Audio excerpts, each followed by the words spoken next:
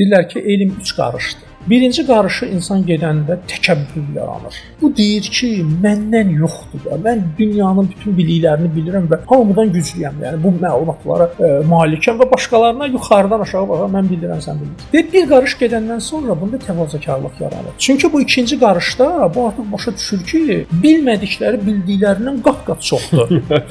Və ona görə içində bir dənə bir təvazökarlıq yaranır. Dunning-Kruger effekti var. Deyir ki, cahil cürətdir. Kim ki az bilir, daha cürətli olur və daha qarantiya ilə danışır. Elə gözlənilməz hallar ortalığa çıxa bilər ki, sən heç bir qarantiya verə bilməzsən. Təcrübənin çoxluğu və biliyin çoxluğu səndə özgüvənsizlik yaradır hardasa. Necə özünə güvənirsən, ancaq sən onun təbiətinə, bilmədiklərdə güvənə bilmirsən. Bu ikinci qarışda yaranır. Bir üçüncü qarışda. Əgər bir insan üçüncü qarışa qədər yol gedə bilsə elmdə, onda məyusluq yaranır. O başa düşür ki, heç nəyi bilmir. Ona görə bir insanın danışığından, rəftarından sən bilirsən ki, bu hansı qarışdadır. Əksər insanlar birinci qarışdadılar. Çox insanlar birdədirlər.